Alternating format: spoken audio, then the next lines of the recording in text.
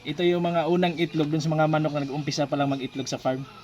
Tao po, kuya. Ano sa'yo? Pabiling itlog. Itlog. So, ilang braso?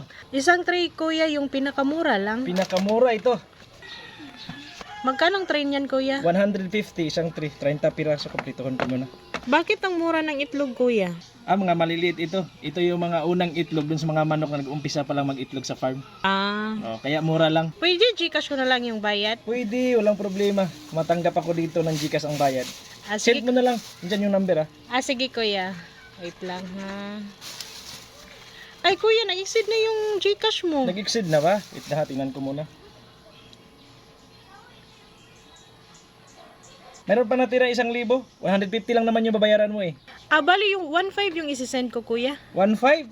Oo. Sige, send mo lang dyan sa Gcash number 2. Ayan Gcash number Sige, 2 na kuya. lang. Sige, kuya. Tapos na, kuya. Sigit lang ha. Sa'yo mo, Net. Nasend mo na? Oo, tapos na, kuya. Dito, 1,500. So, 1,500 minus 150. So, meron ka natitira dito na 1,350. Yung 1,350 dito, bawasan ko lang ito ng charge. May charge pa, kuya? May charge ito kasi cash out na rin ito eh. Walang charge pagka yung sinend mo sa Gcash. Insakto lang yung pambayad dito sa kinuha mong itlog. Yung sobra, bawasan ko rin yung charge. Sige.